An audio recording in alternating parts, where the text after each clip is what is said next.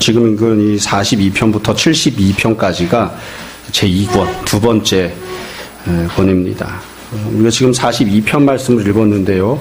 뒤에 이어서 나오는 43편도 동일한 내용과 형식으로 되어 있습니다. 그래서 일반적으로 생각할 때는 42편과 43편이 원래 하나로 묶여 있었는데 여러 가지 이유 때문에 나뉜 게 아닌가 이렇게 생각을 해요. 그래서 지금 읽은 이 42편이 앞에 전반부, 후반부로 되어 있어서 전반부는 A단락, 후반부는 B단락, 그리고 다음 주에 보게 될 43편은 C단락 이렇게 해서 쭉 연결되어 있습니다. 아마 다음 주에도 다시 한번 42편 내용을 좀 살펴보고 또 43편 이렇게 보려고 합니다. 사람마다 다 각각 좋아하는 시편들이 다 있을 텐데요. 저도 이렇게 설교를 준비하면서 다시 생각해 보니까, 특별한 이유는 없지만, 중학교, 고등학교 다닐 때, 제가 굉장히 이렇게 센치멘탈 할 때, 제일 좋아했던 시편이 이 42편, 43편이었습니다.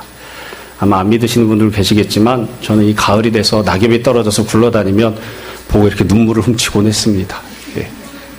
왜 웃으세요? 저 낙엽은 왜 떨어져서 저렇게 굴러다니고 있을까? 내 처지랑 비슷하구나. 이러고서는 막 그렇게 울고 그랬었거든요. 지금 생각해보면 참, 그래서 이 제일 좋아했던 구절이 이 후렴구예요. 후렴구. 내 영혼아, 네가 어찌하여 낙심하며 어찌하여 내 속에서 불안해하는가? 너 하나님께 소망을 두라. 나는 그가 나타나 도우심으로 말미암아 내 하나님을 여전히 찬송하리로다. 그래서 맨 앞에 나오는, 후렴구 앞에 나오는 네가 어찌하여 낙심하며 어찌하여 내 속에서 불안해하는가? 참 생각해보면 어머니 아버지가 잘해주시고 특별히 어려운 일도 없었는데 왜 이렇게 사춘기 겪고 이럴 때는 그렇게 쓸쓸하고 외롭고 그랬나 몰라요. 이 시편은 사실 쓸쓸하고 외로운 사람이 부르는 시편이에요. 쓸쓸하고 외로운 사람. 그래서 어쩌면 나는 행복합니다. 나는 평안합니다. 나는 부족한 게 없습니다. 이러면 이게 잘 이해가 안 갈지도 모르겠어요. 자, 오늘 이제 시편 본문을 처음부터 쭉 나누고 그 다음에 여지껏 했던 것처럼 전체적으로 다시 한번 말씀 보려고 합니다. A단락, B단락, C단락 몽땅 모두 다 똑같은 순서로 본문이 전개가 됩니다. A단락 제일 앞부분에는 이 시인이 처해 있는 상황과 처지가 나와요. 어떤 상황인지가 나오고 그 다음에는 그 상황 속에서 이 시인 주변 사람들이 어떻게 이해하는지 그리고 그 이야기 때문에 이 시인이 어떤 마음을 갖게 되는지 이 얘기가 나옵니다. 그리고 이제 후렴이 나오죠. 이 똑같은 내용이 두 번 반복되는 거예요. 자, 그럼 제일 처음에 1절, 2절을 보시기 바랍니다. 1절, 2절이 이 시인이 처해 있는 상황입니다. 제가 다시 한번 읽어드릴게요. 하나님이여 사슴이 시냇물을 찾기에 갈급함같이 내 영혼이 주를 찾기에 갈급하니이다. 내 영혼이 하나님 곧 살아계시는 하나님을 갈망하나니 내가 어느 때에 나아가서 하나님의 얼굴을 배울까. 이 시인이 현재 처해 있는 상황인데 사실 이 본문만 놓고 보시면 시인이 어떤 어려움을 당하고 있는지는 구체적으로 나오지 않습니다. 여하튼 무엇라고 딱 집어 표현하진 않지만 광야 같은 삶 속에 있는 거예요. 상황의 처지가 힘겹고 어려운 겁니다. 고난을 당하고 환난을 만나고 어려운 일들이 있어요. 그래서 참 갈급한 그런 상황인 거죠. 우리가 살면서도 상황을 구체적으로 막 설명하지 않아도 하나의 표현만으로 전체적인 상황을 다 설명할 수 있는 그런 표현들이 있어요. 그렇죠? 가령 이번 주에 여러분도 아시겠습니다만 고3이다. 그럼 건드리면 안 됩니다. 지금 수시를 쓰고 있습니다. 고3이다 이러면 무슨 표현인지 이렇게 다 느낌이 있죠. 그 다음에 실직자다 그러면 구구절절히 설명하지 않아도, 그리고 현재 투병 중입니다 이렇게 이야기를 하면 구구절절 설명하지 않아도 경제적으로 상황이 어떻겠구나, 또 인간관계가 어떻겠구나, 삶이 어떻겠구나 충분히 이렇게 미루어 짐작할 수 있죠. 그러니까 이 시인도 구구절절 설명하고 있지는 않지만 현재 광야인 그런 상황이에요. 특별히 이 광야에 있다고 하는 것, 어려움 가운데 있다고 하는 것은 신앙적으로 보면 몇 번이나 반복해서 말씀드리지만 하나님께 가까이 나아갈 수가 없는 겁니다. 구약시대에는 하나님께 나아간다 그러면 첫 번째로 성전에 나아가야 됩니다. 두 번째로 제사장을 만나야 됩니다. 세 번째로 성전에서 제사장의 도움을 받아 제사를 드려야 됩니다. 근데 이 시인은 지금 광야에 있기 때문에 아무리 하나님을 섬기고 하나님께 나아가고 예배를 드리고 싶어도 성전에 나아갈 수가 없어요. 쫓겨나서 도망다니는 형편이기 때문에 어느 곳에도 갈 수가 없어요. 당연히 주변에는 제사장은 아무도 없습니다. 그래서 하나님께 아무리 드리고 싶은 마음이 간절해도 아무리 예물을 드리고 싶어도 가득가득 쌓아놨어도 하나님께 드릴 수도 없는 그런 상황 속에 있는 거죠. 물론 하나님께서 그렇게 말씀하셨죠. 나는 예물을 기뻐하지 않는다. 나는 재물을 기뻐하지 않는다. 나는 제사가 필요하지 않아. 괜찮아. 네가 광야에 있어도, 네가 나한테 제사를 드리지 않아도, 네가 성전에 나오지 않아도 괜찮아. 하나님 그렇게 말씀해 주셨어요. 그래도 참 힘들고 어려운 거죠. 이게 제일 힘들고 어려운 부분이 아니었나 싶어요. 자, 이런 상황에서 이 시인이 어떻게 했는가? 1절, 2절에 보면 이렇게 되어 있어요. 사슴이 시냇물 찾기에 갈급함 같이 내 영혼이 주를 찾기에 갈급합니다. 내 영혼이 주님을 향해 갈급합니다. 2절에 보면 내 영혼이 하나님과 살아계시는 하나님을 갈망합니다. 나는 하나님을 갈망합니다. 하나님이 갈급하고 하나님을 갈망합니다. 이렇게 표현을 했어요. 사실 어려운 상황 속에서 살면 무엇이 힘들고 어려운지를 설명할 때 여러 가지 이야기할 수 있잖아요. 나는 요즘 먹고 살기가 힘들고 어렵습니다. 요즘 수입이 없어서 참 죽을 지경입니다. 맨날 적자를 보고 있습니다. 아니면 요즘 너무 이 몸이 안 좋아서 치료를 받는 과정도 너무 힘들고 어렵습니다. 뭐 이렇게 여러 가지 다른 설명을 할 수 있어요. 근데 그런 것들이 아니라 자기가 이 광야 생활하면서 제일 힘들고 어려워하는 부분이 무엇인지를 지금 설명을 하는 거예요. 내가 제일 힘들고 어려워하는 것은 사실 먹고 사는 것도 어렵지만, 경제적으로도 어렵지만, 인간관계도 어렵지만, 육체적인 질병 때문에도 어렵지만, 그 모든 어려움들보다 더 크고 심각하게 내가 어려운 것은 하나님께 나아갈 수 없기 때문에 그게 가장 힘들고 어렵습니다. 내가 하나님을 갈망하는데 그 나의 갈망을 목마른 사슴처럼 하나님의 은혜를 찾고 있는 이 모습을 해소할 수 없기 때문에, 그래서 이게 참 어렵습니다. 내가 내 욕심 때문에 뭔가를 하고 있는 게 아니라 하나님이 나를 부르시고 보내셔서 내가 광야로 내쫓김을 당했는데 이 상황에서 내가 하나님을 만날 수 없어서 이게 나를 참 힘들고 어렵게 합니다. 이런 지금 고백을 하고 있어요. 이게 이제 시인이 처해 있는 상황인 거죠. 저도 한번 생각해 봤습니다. 여러분도 한번 생각해 보세요. 힘들고 어려울 때 정말로 나를 어렵게 하는 게 무엇일까? 우리도 어떻게 하다 보니까 이 조그마한 교회에서 벌써 군대를 간 형제들이 몇 명 있잖아요. 그렇죠? 군대를 간 형제들에게 뭐가 제일 힘들고 어렵니? 그럼 오락을 못하는 거요. 그렇죠? 본인이 어려워하는 게 있잖아요. 본인이 어려워하는 거. 엄마들이 서운해할지도 모르지만 엄마가 보고 싶어요. 이런 놈은 한 놈도 없어요. 그렇죠? 정말 어려운 게 뭐니? 집에서는 좋은 밥을 먹었는데 군대 갔더니 밥이 안 좋습니다. 집에서는 침대가 푹신푹신했는데 군대 갔더니 내부반 생활이 별로 안 좋습니다. 이렇게 이야기하는 게 아니라 자기가 정말 힘들고 어려운 부분을 이야기하는 거예요. 군대 가서 뭐가 제일 어렵니? 지금 여기 없으니까 그런 오락을 못하는 거예요. 여자친구를 못 보는 거예요. 제가 어려운 부분이 있는 거예요. 어려운 부분이. 이 시인이 지금 고백을 합니다. 나는 하나님을 갈망하는데 하나님을 만날 수 없어서 크게 어렵습니다. 이렇게 고백을 해요. 생각해보면 진짜로 중학교, 고등학교 다니고 이렇게 철이 없을 때, 그리고 재수하고 이럴 때 그때 참 마음이 갈급해서 그랬는지 참 신앙생활이 순수했던 것 같아요. 저도 부모님 속을 썩이고 다니던 학원을 때려친 다음에 이 보라매 공원에 있는 열람실을 몇 달 다닌 적이 있어요. 이 보라매 공원에 있는 구석구석에 있는 벤치마다 제가 들어누워서 앉았던 벤치가 없습니다.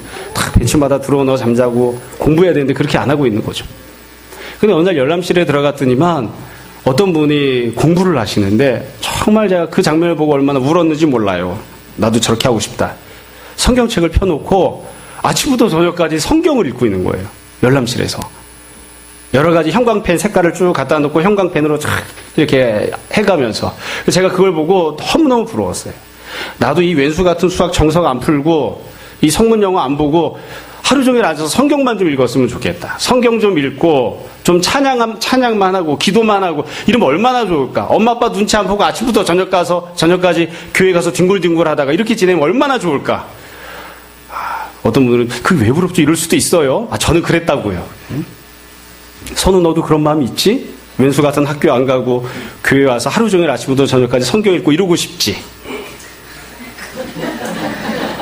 그런 마음이 없어?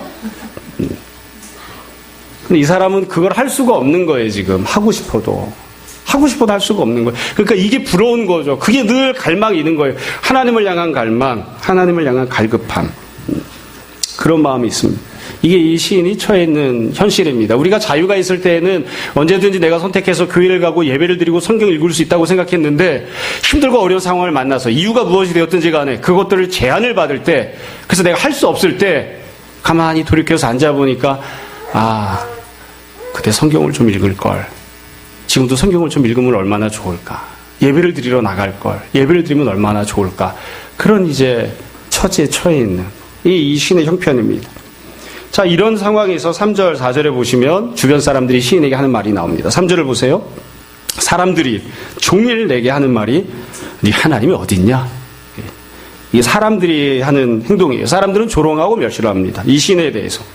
아마 조롱하고 멸시하려고 하면 여러 가지 이야기 했겠죠. 수많은 이야기를 할 수 있을 거예요. 근데 여기다 왜 굳이 한 가지만 기록했을까요? 이게 제일 가슴 아픈 말이기 때문에 그래요. 네 하나님이 어디 있느냐. 하나님이 너를 보냈다며. 하나님이 너를 선택해서 직분을 맡기셨다며. 그래서 네가 광야로 나온 거라며. 근데 그 하나님이 지금 어디 계신데?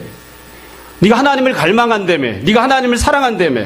근데 그 하나님은 지금 어디 계신데? 이제 하나님이 너를 사랑하지 않아. 하나님은 너와 함께하지 않아. 그렇게 이제 조롱하고 멸시하는 그런 이야기를 하는 것이죠. 여러분, 우리 잘 아는 대로 이번 주간에 이 추석 연휴가 있습니다. 그렇죠? 명절이 있어 가족들이 모일 거예요. 예전에 보니까 그런 게 있더라고요. 해서는 안 되는 말. 그래서 이 말을 하면 100만 원 벌금을 내라. 이 말을 하면 80만 원 벌금을 내라. 뭐 첫 번째, 결혼은 언제 할 거니? 100만 원입니다. 100만 원.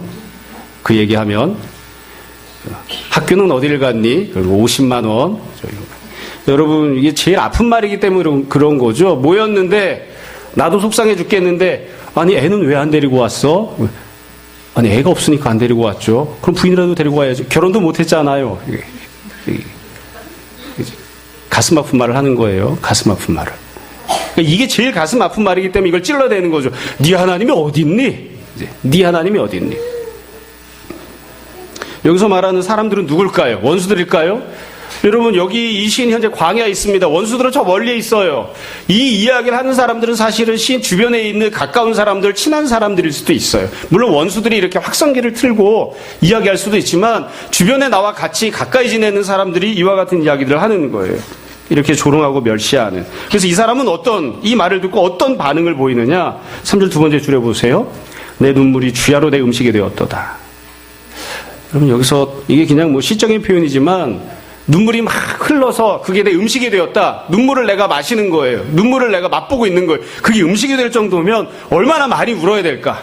얼마나 많이 울어야 될까? 우리가 흔히 눈물을 흘리면 그게 베개를 적신다고 하잖아요. 얼마나 많이 울어야 베개를 적실까요? 이 시인이 늘 주야로 울고 있는 거예요. 그러니까 눈에서 눈물이 주야로 흐르니까 눈이 짓물렀겠죠. 그렇게 힘들고 어렵게 지내고 있는 거예요. 그러면서 과거를 생각합니다. 4절에 보면 내가 과거에는 성의를 지키는 무리와 동행도 했고 기쁨과 감사의 소리를 냈고 찬양도 한 거죠. 그들을 하나님 집으로 인도하였고 앞장서서 막 뛰어가고 그렇게도 했었는데 이제 이를 기억하고 내 마음이 상하는도다. 그러니까 이 시인이 현재 이 주변 사람들이 하는 이야기를 듣고 보이는 반응은 뭐냐면 눈물이 나고 마음이 상하는 거예요. 눈물이 나고 마음이 상한 심령을 갖게 되는 겁니다. 상한 심령을 갖게 되는. 저는 이 표현을 보면서 3절 4절을 보면서 우리 다 똑같은 그런 생각을 할 겁니다. 여러분, 사람이 나는 괜찮아, 이 정도면 괜찮아, 뭐 나는 잘 극복해서 이렇게 이야기를 하는데 사실은 극복이 잘 안 된 경우가 있어요. 그렇죠? 저도 잘 모르지만 어떤 유행가 가사 보니까 그렇더라고요. 뭐 여자친구랑 헤어졌나 봐요. 나는 괜찮아. 그래서 웃고 지내고 있다. 근데 왜 사람들은 나를 보고 운다고 그러지? 그렇게. 괜찮아. 난 다 극복했다. 이렇게 생각을 했는데, 근데 사실은 겉모습은 그게 아닌 거예요. 그래서 이 시인이 고백했던 내용을 보면서 어찌 보면 이렇게 꾸지람할 수도 있어요. 아무리 힘들고 어려워도, 주변 사람들이 조롱하고 멸시해도, 나는 괜찮아. 마음의 평안을 누리고 기쁨을 누리고 그렇게 살아야지. 왜 계속 그렇게 울고 지내니? 왜 그렇게 마음의 상처를 받니? 이렇게 이야기할 수도 있어요. 그래서 일정 부분 이 모습만 놓고 보면 이 시인이 보이고 있는 반응은, 주변 사람들에 대해서 이 시인이 보이고 있는 행동은 완벽한 믿음의 행동은 아니에요. 아주 아름다운 믿음의 행동은 아니에요. 그렇지만 어떡합니까? 내가 그럴 만한 믿음이 없는 걸 아직. 내가 그것을 넘어설 만한 그런 수준이 되지 못한 걸 어떻게 합니까? 내가 주님을 바라보고 갈망하는 마음을 갖고는 있지만 내 믿음이 완전히 성숙한 믿음은 아니기 때문에 주변 사람들이 조롱하고 멸시하면 그럼 힘든 거예요. 그래서 눈물이 나는 거예요. 눈물이 나고 탄식이 나는 겁니다. 그리고 마음이 상처가 자꾸 생겨요. 예전에 재수할 때 학원에 저랑 잘 알고 지내던 친구가 있었습니다. 그 친구는 가정환경이 갑자기 어려워져서 중학교 때 집이 사업을 하다 망했대요. 그래서 공부를 잘하던 녀석이었는데 고등학교를 진학을 못하고 그냥 공고를 갔어요. 공고를 가서 보니까 이거 아니다 싶어가지고 1학년 때 때려치고 자퇴를 한 거예요. 그 다음부터 자기가 공부해가지고 계속 학력고사를 매번 봤거든요. 전기후기 전문대.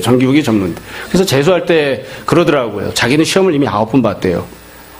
처음에 입시장에 가서 시험 볼 때는 마음이 흔들렸지만 지금쯤 되니까 이 시험 보려고 가서 앉아있으면 안방에 앉아있는 것처럼 마음이 푸근하고 편안하다. 떨리지도 않는다. 사실은 어려움을 이겨내서 마음이 이미 굳은 살이 배긴 사람, 그 정도는 어려움이라고 여기지 않는 사람은 어려운 상황을 만나도 뭐 그까짓 거 괜찮아 이러고 웃고 넘어가지만 처음 어려운 일을 만난 사람 혹은 내 힘만으로 그 어려움을 다 극복하기가 너무 힘들어서 부들부들 떨리는 연약한 마음을 갖고 있는 사람들은 말로는, 입술로는, 그리고 내 마음으로는, 의지로는 이걸 내가 극복했다라고 고백하고 싶고 내가 믿음으로 해결하고 싶고 내가 이것 때문에 좌절하지 않고 낙담하지 않고 싶어 하지만 사실은 낙담이 되는 거예요. 그걸 어떡하겠습니까? 아직 이게 그만큼 성숙하지 못한 걸. 그래서 늘 눈물을 흘리는 겁니다. 울고 있는 거예요. 애들한테 종종 그렇게 이야기합니다. 가장 잔인한 가요들이 몇 개가 있는데 그 중에 하나가 만화 주제가 그거예요. 들장미소녀 캔디. 외로워도 슬퍼도 어떻게 한다고요? 난 안 울어요. 울어도 돼. 왜 안 운다고 그래? 힘들고 어려우면 울어도 돼. 울면 얼마나 마음이 편안한데. 울어도 돼. 무슨 사내대장부도 아니고 여자애한테 자꾸 울지 말라고 그러고. 사실은 내가 믿음의 수준이 그만큼 되지 않으면 힘들고 어려운 일을 만났을 때 광야를 살고 있을 때 울어도 돼요. 제일 좋은 건 울지 않고 잘 극복하는 거죠. 믿음으로 잘 해결하는 거죠. 그러나 그게 잘 안 되잖아요. 그리고 눈물이 나면 눈물을 흘리고 마음이 상처가 되면 내가 마음이 상처가 됩니다. 이야기를 하고. 그렇지만 내가 알고는 있잖아요. 이게 온전한 믿음은 아니니까 주님 내가 조금 더 나아졌으면 좋겠습니다. 조금 더 잘 믿음으로 반응했으면 좋겠습니다. 그렇게 자꾸 간구하는 거죠. 그렇던 이 사람은 아직은 부족한 그런 모습인 거예요. 그러고 나서 유명한 후렴이 나옵니다. 5절을 보세요. 아무도 이 사람을 격려해 주지 않아요. 이 사람이 스스로에게 이야기하는 거예요. 스스로를. 자기 자신이 자기 자신에게 격려합니다. 5절. 내 영혼아. 자기가 자기를 불러요. 내 영혼아. 네가 어찌하여 낙심하니. 어찌하여 네 속에서 불안해하니. 하나님께 소망을 두자. 자기가 자기를 격려합니다. 우리 불안해하지 말자. 우리 낙심해하지 말자. 우리 소망을 한번 가져보자. 스스로에게 이렇게 이야기를 하는 거예요. 하나님이 반드시 나타나실 것이고 도와주실 것이고 나는 그걸 소망해. 나는 그걸 바라봐. 그래서 나는 그 하나님을 지금 찬양해. 스스로를 다시 격려하는 거예요. 하나님께 소망을 두자. 하나님을 바라보자. 다시 한번 힘을 내서 찬양을 해보자. 지금 눈에선 눈물이 흐르지만 마음에는 상처가 되지만 그러나 입을 열어서 하나님께 소망을 둔다고 다시 고백해보고 믿음을 표현해보고 다시 한번 찬양해보자. 그렇게 후렴을 한 거죠. 이게 42편 전반부입니다. 후반부는 6절부터 11절이에요. 똑같은 패턴으로 되어 있습니다. 근데 약간 조금 다른 모습들이 나타나요. 6절부터 11절까지 보시면 똑같아요. 처음에 시인이 처해 있는 상황과 처지가 나옵니다. 그 이후에 주변 사람들이 하는 말, 그리고 거기에 대해서 시인이 보이는 반응이 나옵니다. 먼저 처지를 볼게요. 6절부터 8절입니다. 6절 보세요. 하나님이여 내 영혼이 내 속에서 낙심이 됩니다. 그리고 자기가 지금 어디 있는지를 이야기해요. 6절 끝에 내가 요단 땅 헤르몬 미살산에서 주를 기억하나이다. 시인이 현재 여기 있어요. 요단 땅은 어디냐면 요단강 지나서 광야예요. 헤르몬은 이스라엘에서 맨 꼭대기 북쪽에 있는 헐몬산, 요르단 저 위까지 있는 곳이에요. 그러니까 여기까지 쫓겨나 살고 있는 거예요. 미살산도 마찬가지입니다. 7절에 보시면 주의 폭포 소리에 깊은 바다가 서로 부르며 주의 모든 파도와 물결이 나를 휩쓸었나이다. 그러니까 시인은 지금 바닷가에 폭포 있는데 지금 지내고 있어요. 이거 한마디로 이야기하면 뭐냐면 산, 바다, 광야 이런 곳에 살고 있는 겁니다. 집에서 살고 있는 게 아니에요. 언제든지 원하면 성전에 나아갈 수 있는 성전 근처에서 살고 있는 게 아니에요. 나는 지금 쫓겨났습니다. 도망 다니고 있습니다. 그래서 내가 있는 곳은 산이고 바다이고 폭포이고 광야입니다. 나는 그런 곳에서 지금 지내고 있습니다. 그렇게 이야기를 하고 있는 거예요. 이게 지금 시인이 현재 처해 있는 처지입니다. 그런데 감사하게도 이때는 조금 약간 달라지는 모습이 나와요. 8절을 보세요. 이런 곳에서 있지만 8절 낮에는 여호와께서 그의 인자하심을 베푸시고 밤에는 그의 찬송의 댁에 있어 생명의 하나님께 기도합니다. 그러니까 낮에 하나님 베푸신 은혜를 받고 있어요. 그리고 내가 밤에는 그 은혜를 받았기 때문에 하나님께 찬양을 합니다. 하나님과의 상호작용이 있는 거죠. 신앙생활을 하고 있는 거예요. 믿음을 갖고 뭔가 행동을 하고 있습니다. 그러니까 지금 이 시인은 현재 비록 성전에는 나아가지 못하지만 제사는 못 드리지만 예물은 못 드리지만 비록 현재 있는 장소는 광야이고 산이고 바다이고 폭포이지만 그러나 그곳에서 하나님을 만나고 누리고 있는 거예요. 그곳에서. 그러니까 이거는 앞에 나왔던 1절, 2절과는 좀 다르죠. 처지는 안 바뀌었습니다. 현실은 안 바뀌었습니다. 그렇지만 힘들고 어려운 광야 생활하면서 광야에서 하나님을 누리는 그런 은혜를 지금 받고 있는 걸 좀 더 나아진 그런 모습이에요. 좀 더 나아진 모습. 좀 더 나아진 모습. 자, 이런 나아진 처지 상황 속에서 그 다음에 주변 사람들은 어떻게 이야기하는가, 거기에 대해 시인은 어떻게 반응하는가, 9절부터 10절에 나옵니다. 다만 9절에 10절은 시인이 주변 사람들에게 보이는 반응이 먼저 나와요. 앞에서는 이제 주변 사람이 했던 얘기가 먼저 나왔는데 지금은 이 시인의 반응이 먼저 나옵니다. 다시 말씀드리지만 이 시인은 이미 광야 생활을 하고는 있지만 은혜를 일정 부분 누리고 있는 거예요. 그리고 또 9절에 보시면 내 반석이신 하나님께 말하기를 어찌하여 나를 잊으셨나이까. 여기 9절 처음에 보면 하나님이 나의 반석입니다 라고 믿음을 고백하죠. 그러니까 광야에 있어요. 광야에서 생활하고 있어요. 바닷가에서 살고 있어요. 폭포 밑에 거하고 있어요. 그렇지만 하나님께 은혜를 받고 있고 하나님을 찬양하고 있고 그런 경험들을 이미 갖고 있어요. 먼 과거에 하나님께 나아갔던 그거는 내가 못하고 있지만 지금 광야 속에서 하나님을 누리고 만나는 은혜를 이미 경험하고 있고 그런 간질거리가 있고 지금도 9절에 보면 하나님은 나의 반석이십니다 이렇게 고백을 해요. 그렇게 믿음의 고백을 하는 사람이 그럼에도 불구하고 이 시인이 어떻게 하나님께 이야기하냐면 9절 두 번째 줄에 이렇게 이야기하잖아요. 어째 나를 잊으셨습니까? 세 번째 줄 내가 어째 원수의 압제로 말미암아 슬프게 다니나이까. 하나님께 이 시인이 고백하는 거예요. 하나님께 보이는 반응이에요. 주변 사람들이 하는 것에 대해서 보이는 반응이에요. 하나님 왜 나를 잊으셨습니까? 왜 나를 슬프게 하십니까? 이 시인이 보이는 반응이 앞부분에서 이미 전반부보다는 지금 후반부에서는 조금 더 큰 은혜를 누리고 있죠. 그렇지만 본질적으로는 비슷한 반응을 하고 있는 거예요. 낙심을 하고 있는 거죠. 낙담을 하고 있는 겁니다. 그럼 주변 사람들은 어떻게 했는가? 9절 세 번째 줄에 보세요. 내가 어찌하여 원수의 압제로 말미암아. 그러니까 원수가 나를 압제합니다. 주변 사람들이. 10절에 보면 내 뼈를 찌르는 칼같이 내 대적이 나를 비방합니다. 그러니까 또 대적이 비방을 해요. 그러니까 원수는 압제하고 대적은 나를 비방합니다. 뭐라고 비방하느냐?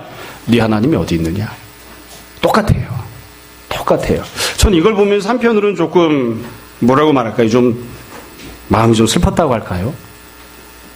그럼 분명하게 전반부보다는 후반부에서 시인이 좀 더 나아졌어요. 전반부에서는 광야에서 도대체 내가 하나님을 갈급해하고 갈망하지만 뭐 어떻게 할 수가 없습니다. 이런 상황이었지만 후반부에서는 내가 바닷가에 있지만 폭포 밑에 있지만 광야에 있지만 하나님의 은혜를 누리고 내가 하나님을 찬양합니다. 그러니까 이전보다 좀 더 나아진 상황이잖아요. 근데 대적들은 어떻게 하느냐면 똑같아요. 대적들은 이 시인을 향해서 전반부에서도 네 하나님 어디 있냐 이러고요. 후반부에서도 똑같아요. 나는 나아졌지만 네 하나님 어디 있느냐 이렇게 이야기를 해요. 똑같이 그렇게 대하는 거예요. 얼핏 보면 이렇게 이야기할 수 있을 것 같아요. 내 딴에는 힘들고 어려운 상황 속에 있는 내 딴에는 죽을 힘을 다해서 뭔가를 했어요. 그래서 내가 좀 더 나아진 거죠. 내가 신앙적으로도 조금 더 은혜를 누리고 있고 형편도 조금 나아진 거예요. 근데 내가 조금 나아져봤자 옆에 있는 내 대적들이나 원수가 나를 보기에는 그놈이야. 그까짓 게 뭐 나아진 거야? 똑같아요. 가난한 사람이 잘 살아보겠다고 발버둥 치고 열심히 했어요. 그래가지고 전세보증금을 조금 올리는 그런 쾌거를 이룩했다고요. 얼마나 기쁜지 몰라요. 그런데 옆에 있는 부자들은 똑같이 이야기하는 거예요. 뭐 그거나지 뭐. 그게 무슨 차이가 있나? 그것은 비방을 합니다. 너 하나님이 열심히 믿는다며? 너 신앙생활 열심히 한다며? 그러니까 이게 훨씬 더 낙담스러운 상황인 것 같아요. 내가 할 수 있는 무언가를 다 현재 상황에서 광에서 나가는 것 이외에 그럼 좋지만 그러지 못하니까 내가 광에서 도피 생활을 그만두면 좋지만 그러지 못하니까 현재 내가 처해 있는 현실적인 상황 속에서 최대한으로 내가 무언가를 더 잘하게 되고 누리게 되고 하나님께 가까이 나아가고 그래서 예전보다 달라진 모습이 된 거예요. 예전과 다른 모습이 되었지만 그러나 그럼에도 불구하고 주변 사람들이 나를 보면 뭐 똑같이 대해도 마땅한 그놈이지 뭐 그까짓 무슨 차이가 있어? 이렇게 이야기하는 참 이 고3이 있어서 하는 얘기는 아닙니다만 반에서 70등을 하나, 요즘 70명이 안 되죠? 반에서 70등을 하나, 30등을 하나, 대학 못 가기 마찬가지다.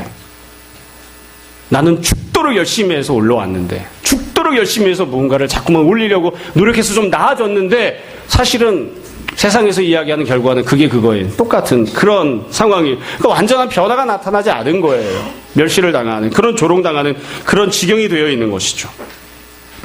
그래서 이게 굉장히 낙담스러운 상황이에요. 그러니까 이런 형편이기 때문에 주변 사람들로부터 계속 똑같이 이런 얘기를 들으니까 이 시인이 하나님 앞에서 주변 사람들에 대해 반응을 하잖아요.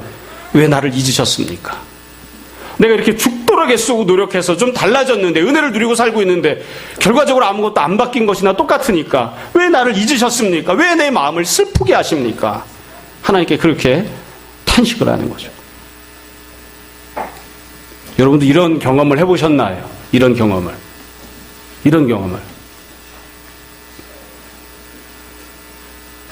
우리는 아예 그냥 처음부터 평범하게 태어나서 평범한 가정에서 살다가 그러다가 이렇게 평범하게 죽을 것이기 때문에 마음을 아예 그렇게 먹습니다. 제가 평범하다고 이야기를 했지만 성장할 때는 그렇다고 생각했는데 뒤돌아 생각해보면 평균치 이하의 가정에서 태어나서 평균치 이하로 살다가 그냥 발버둥 치고 노력해서 평균치로 살아가는 겁니다. 주변에서 보면 아무것도 아니에요. 그래서 맨 끝에 11절에 다시 한 번 더 탄식을 하죠. 후렴구에서 내 영혼아 네가 어찌하여 낙심하냐, 어찌하여 내 속에서 불안해하느냐, 하나님께 소망을 두어라. 나는 그가 나타나 도우심으로 말미암아 내 하나님을 여전히 찬송하리로다. 그래서 자기 자신을 다시 한 번 더 위로하고 격려합니다. 자기 자신을 다시 한 번 더 위로하고 격려하는 거예요. 자, 말씀을 정리하겠습니다. 내용이 어렵지 않습니다. 몇 가지 말씀을 드릴게요. 앞에 했던 내용을 똑같이 정리해서 다시 한번 반복해 말씀드린 겁니다. 첫 번째는 이 시편은 하나님 앞에서 울고 탄식하는 시편입니다. 기쁜 일은 하나도 없습니다. 변화하고 성장하고 성숙하는 모습이 나타나긴 하지만 그게 아무것도 아닌 것처럼 보이는, 그래서 그냥 하나님 앞에서 주구장창 울고 앉아있는 겁니다. 처음에도 울고 나중에도 울고. 근데 그게 가장 귀한 믿음의 첫 출발점입니다. 신앙생활하는 첫 출발점입니다. 외로울 때, 힘들 때, 어려울 때, 내가 노력하고 발버둥 치지만 그것만으로는 해답이 나오지 않을 때 하나님 앞에 자리를 정하고 하나님 앞에서 울고 앉아있는 겁니다. 하나님, 안 우는 게 믿음이라는 거 알고 있습니다. 그러면서도 울고 앉아있는 겁니다. 마음이 상하지 않는 게 믿음이라는 것도 알고 있습니다. 마음의 평안과 기쁨을 누려야 한다는 것도 알고 있습니다. 그렇지만 울고 앉아있는 겁니다. 제가 아직까지도 해결이 안 되는, 일정 부분 해소가 되었지만 해결이 안 되는 게 그거였어요. 지금은 이제 감정도 무뎌지고 그렇지만 중학교, 고등학교 다닐 때 이렇게 아까 말씀드린 대로 낙엽만 떨어져도 막 눈물이 날 때 그때 제일 힘들었던 게 그거예요. 왜 나는 예수님을 믿고 예수님이 나와 함께 하시고 늘 주님이 나와 동행하신다는 것을 내가 알고 경험하고 누리고 있는데 왜 이렇게 외롭지? 왜 이렇게 외롭지? 주님이 나와 함께 하신다면, 그리고 내가 그것을 온전하게 누리고 있는 게 맞다면 내가 외로움을 느끼면 안 되는 거 아닌가? 그게 너무 힘든 거예요. 왜 나 이렇게 힘들고 외롭지? 마음에 기쁨이 있고 평안이 있어야 되는데 기쁨과 평안을 누린다고 하면서도 왜 이렇게 힘들고 미치겠지? 왜 이렇게 힘들고 미치겠지? 그럴 때 그냥 하나님 앞에 나가는 겁니다. 그리고 하나님 앞에 서서 그냥 울고 있는 거죠. 하나님, 나 외롭습니다. 하나님이 내 안에 계시다면서요. 그래도 나 외롭습니다. 사람들이 뭐라고 막 해대잖아요. 내가 그 앞에서 멀쩡한 것처럼 아무것도 아닌 것처럼 반응했지만 네, 맞습니다. 사람들이 조롱하는 그 말이 맞는 것 같아요. 내가 자꾸 낙담이 됩니다. 하나님께서 주신 은혜를 누리고 있지만 하나님의 은혜를 내가 누리지 못하고 있는 것 같은 생각이 들어요. 저 사람들이 조롱하는 것처럼 어쩌면 하나님이 나를 보내신 게 확실함에도 불구하고 앞으로 하나님이 나와 함께하지 않을 것 같은 불안한 마음이 계속 있습니다. 외롭습니다. 힘들고 어렵습니다. 그런 생각이 드는 거예요. 그럴 때 하나님 앞에 자리를 정하는 것. 이게 제일 중요한 신앙의 첫 번째 모습입니다. 두 번째로, 이 후렴구를 보면 여러분 다 아시겠습니다만 이 시인이 하나님 앞에서 믿음을 고백하고 하나님을 소망함에도 불구하고 하나님이 등장하지 않습니다. 이 본문에 하나님 안 나타나요.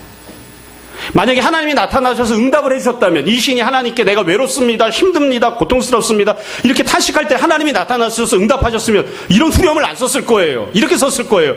하나님이 나에게 나타나시고 하나님이 나에게 응답하셨다, 하나님이 말씀하신다, 호지나, 이렇게 썼을 거예요. 근데 그렇게 안 쓰잖아요. 왜 안 쓰는 거죠? 하나님이 안 나타나세요. 그러니까 이 사람이 어떻게 합니까? 자기가 자기 이름을 불러요. 자기가 자기 이름을 부르잖아요. 여러분, 자기 이름을 불러보셨나요? 호지나, 힘들어하지 마. 호지나, 괜찮아. 자기가 자기 이름을 부르고 있는 거예요. 하나님이 나타나지 않으시니까. 세 번째로, 이건 본문에 없는 내용입니다만 이렇게 보면서 이제 저도 이제 경험을 통해서 생각해 본 거예요. 제 경험도 그렇고 본문에 없지만 이 사람 옆에는 도대체 아무도 없는 건가요? 내가 내 이름을 불러야 할 만큼 아무도 없는 건가요? 옆에 다른 사람이 한 사람이 있어서, 두 사람이 있어서, 이 사람은 부인도 없고 남편도 없고 애도 없나. 누군가가 불러주는 사람이 있으면 참 좋겠는데 아무도 안 불러줘요. 그러니까 자기가 자기 이름을 불러요. 뒤집어 얘기하면 이것도 있습니다. 이렇게 힘들고 어려울 때 옆에 있는 사람을 찾아가서 옆에 있는 사람 손을 잡고 네가 내 이름을 좀 불러줬으면 좋겠어. 네가 나한테 소망을 가지라고 이야기해 줬으면 좋겠어. 이렇게 부탁이라도 있으면 좋겠는데 그렇게 부탁할 사람이 없나 봐요. 부탁할 사람이. 아니 있어도 내가 그렇게 안 하고 싶은가 봐요. 이게 저는 굉장히 이게 아쉬운 점이었습니다. 본문을 놓고 봐서도 그렇고 경험 속에서도 그렇습니다. 내가 내 이름을 혼자 불러야 되는, 내 이름을 불러주는 사람이 아무도 없는, 여러분 이렇게 하면 안 됩니다. 교회 안에서 누군가가 저기 할 때, 어려울 때 옆에 있는 사람 이름을 불러주는 거예요. 옆에 있는 사람 이름을. 영준아 언제 결과가 나오지? 다음 주에 나와? 그래. 그때까지 컴퓨터가 잘못 채점하도록 열심히 기도해야지. 뭔가 시험을 보고 기다리고 있는데 누군가 이렇게 이름을 불러주는 거예요. 이름을. 우리가 그런 은혜들을 누렸으면 좋겠습니다. 마지막으로 이 시편은 42편은 문제만 제기하고 해답은 안 나옵니다. 그러나 우리는 다 믿고 고백합니다. 이 시인은 정말로 혼자일까요? 이 시인이 뼈저리게 외로움을 느끼고 하나님 앞에서 탄식하고 있는데 이 시인은 정말로 혼자인가요? 아닙니다. 하나님께서 이 시인이 광야에 있던, 산에 있던, 그리고 폭포와 바닷가에 있던 불꽃 같은 눈동자로 바라보고 계시고 함께하고 계시고 늘 손을 붙잡고 동행해 주십니다. 여러분 우리는 그 하나님을 믿습니다. 우리가 느낄 때, 우리가 경험할 때 눈으로 보이는 아무런 증거가 없는 것처럼 보여도 하나님은 우리를 사랑하심을 늘 굳건하게 믿읍시다. 그리고 그것을 늘 소망을 둡시다. 여러분 제가 일일이 다 구체적으로 알지 못하지만 여러분 가운데 혹시 각각 자기의 삶 속에서 광야를 만나서 혼자 외롭고 쓸쓸할 때, 힘들고 어려서 탄식이 될 때, 이 신이 그랬던 것처럼 눈물이 날 때, 조금 더 나아진 것처럼 보였지만 그래도 주변 사람들에게 똑같은 조롱과 멸시를 당해야만 할 때 하나님 앞에 나아가고 하나님께 소망을 두고 내가 나 자신을 격려하고 주변에 있는 다른 성도들에게 도움을 구하고 내 안에 계신 주님과 성령님에게 우리가 간절함으로 도와달라고 부르짖고, 그리고 결국 주님이 베푸신 은혜 안에서 시간이 지난 이후에는 과거를 돌아보며 간증하며 감사하며 찬양하는 그런 우리들이 다 될 수 있었으면 좋겠습니다. 오늘도 늘 어떤 종류의 어려움이건 주님과 동행하고 주님을 바라보는 우리 모두가 다 되기를 주님 이름으로 축원합니다. 잠시 기도하겠습니다. 오늘 말씀을 여러분 정돈해 보십시오. 이 시간 우리 함께 회개와 결단의 기도합시다.